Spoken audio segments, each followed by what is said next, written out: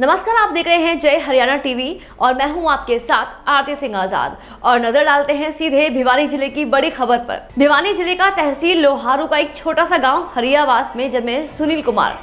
सुनील के पिता राजवीर एक किसान हैं। अपने इकलौते बेटे सुनील को शिक्षित करने में कामयाब रहे।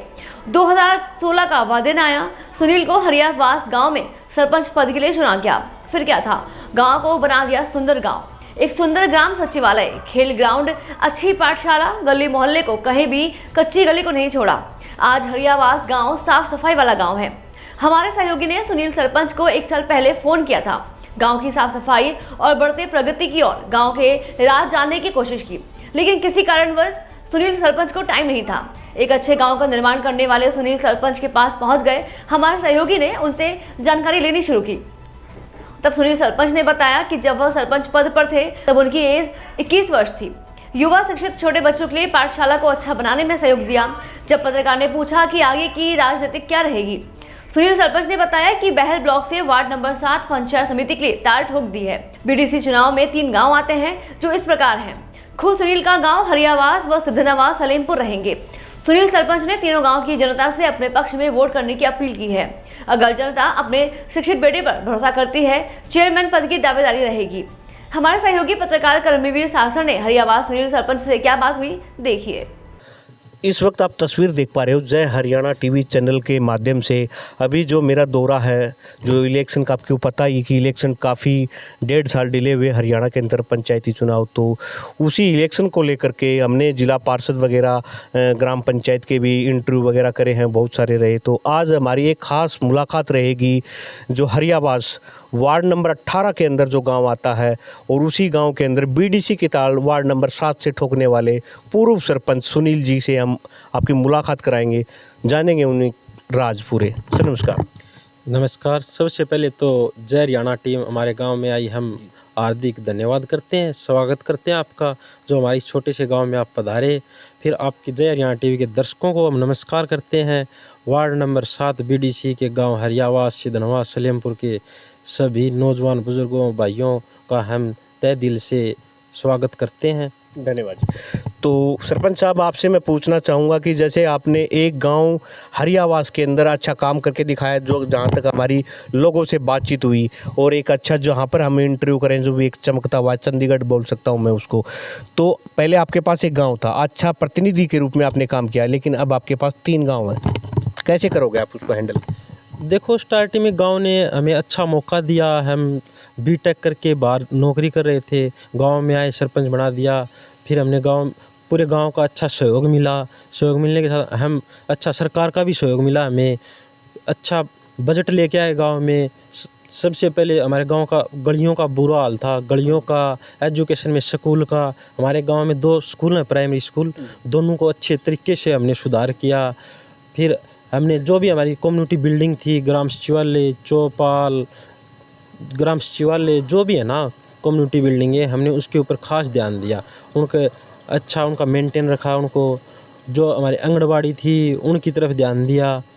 तो मतलब हमने 5 साल में गांव का पूरा विकास करने की सोची। बिल्कुल बिल्कुल। हाँ, उसके बाद हमने फिर अभी देखा कि चुनाव आगे 1.5 साल से हम इंतज़ार कर रहे थे। अब 3 गांव हमारे वार्ड में, हरियावास, सिद्धनवा और सलेमपुर। तो हमने घूम के आए हैं। हमारी इच्छा हुई चुनाव लड़ने की बीडीसी का कि हम क्यों ना, हम 3 गांव और हैं, उनमें भी हम विकास को बढ़ावा दें। उन गांव में हम गए थे, गलियों का, और तो मतलब उन गांव में काफ़ी विकास की ज़रूरत है अभी। हाँ, तो लोगों की इच्छा थी कि आप हमारे गांव में आओ भाई, सरपंच का कम से कम बीडीसी का चुनाव लड़ो, हम अच्छी मदद करेंगे। तो ये सब सोच के हमने निर्णय लिया कि हम बीडीसी का चुनाव लड़ेंगे, और बीडीसी का ही नहीं, हम फिर चेयरमैन पद की दावेदारी भी करेंगे। जी हाँ। क्या मुद्दे रहेंगे आपके चुनाव के? चुनाव का सबसे पहले मुद्दा शिक्षा, खेल, स्कूलों का ध्यान देंगे हम तीनों गाँव की। जो भी कमी होगी उनको पूरा करवाने की। स्टेडियम, बच्चों का जो भी स्टेडियम में खामियां होंगी उनको दूर करने का काम करेंगे। हरियावास गांव में हमने स्टेडियम, छोटा सा गांव, हमने स्टेडियम बनवाया, 4 किलो में जिम लगवाई। तो अपने 3 गांव हैं, 3 गांव में भी हम ध्यान देंगे कि बच्चों की आवश्यकता के हिसाब से स्टेडियम की ज़रूरत हो, जिम की ज़रूरत हो, फिर पीने के पानी की क्या क्या दिक्कतें हैं, फिर गलियों का भी जो भी इस टाइप के विकास के मुद्दे हैं हम सबसे पहले प्रायोरिटी पे लेके आएंगे। पहले आपके पास एक गांव था पहले और अभी 3 गांव हो जाएंगे। हाँ, पहले मेरे पास एक गांव था। मेरे हिसाब से देखा जाए तो हरियावास में अब किसी काम की ज़रूरत भी नहीं है, और थोड़ा बहुत जो बच्चा है जो सरपंच आएगा वो मेंटेन रख सकता है। तो हम सिद्धनवा, सलेमपुर और हरियावास तीनों गाँव को बराबर लेवल पे लेके जाना चाहते हैं। बिल्कुल बिल्कुल। तो जैसे आपके गांव को अगर हमने देखा तो एक अच्छा लगा, और जैसे आपके दोनों गांव के भी कंधे पे कंधा रख के चलने वाले हो। तो जैसे इलेक्शन है, क्या मानते हो और भी उम्मीदवार आने की उम्मीद है, तो आपको इलेक्शन को किस प्रकार देखते हो? हाँ, उम्मीदवार तो आते हैं। पिछली बार भी हमारा छोटा सा गांव था, 8 उम्मीदवार आए थे मेरे सामने, लेकिन गांव का अच्छा सहयोग मिला, प्यार मिला, सरपंच बने, गांव का अच्छा विकास किया, अब भी लोगों का अच्छा प्यार मिल रहा है। हरियावास का नहीं, सिद्धनवा और सलेमपुर, हरियावास तीनों गांव का अच्छा प्यार मिल रहा है। तो लोग पूरी सपोर्ट में हैं। उनकी इच्छा थी मैं चुनाव लड़ूं, तो ये सब सोच के मैंने निर्णय लिया कि हम लगभग आपके वार्ड के कितने वोट है? हमारे गांव के लगभग 5000 वोट के करीब पोल होते होंगे। उनमें से हम मतलब अच्छी पोजीशन पे रहेंगे। क्या रहेगा कि आप कौन फाइट करेगा आपके साथ? अभी तो देखो खुल के कैंडिडेट नहीं आए, नॉमिनेशन की भी डेट नहीं आई है, उसके बाद ही पता चलेगा अभी कौन आएगा। तो हम तो हैं ही फाइनल। हाँ, बताइए अग्रिम भाई, सरपंच साहब आपको।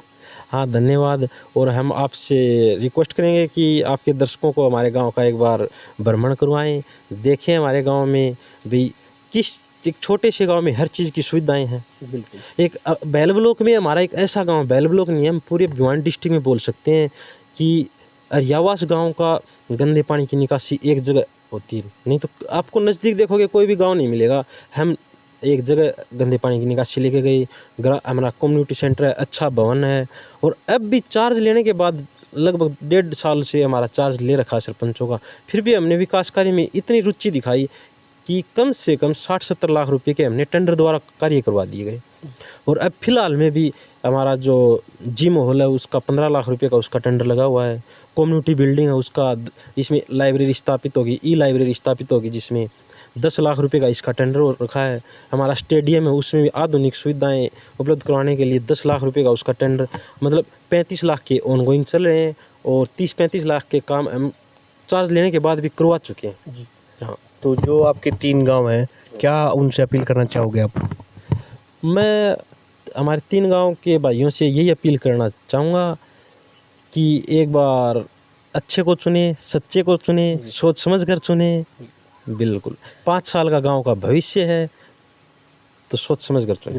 तस्वीर में आपको दिखा पा रहा था जय हरियाणा टीवी चैनल के माध्यम से। धन्यवाद। फिलहाल के लिए इतना ही। खबरों में लगातार बने रहने के लिए देखते रहें जय हरियाणा टीवी। नमस्कार।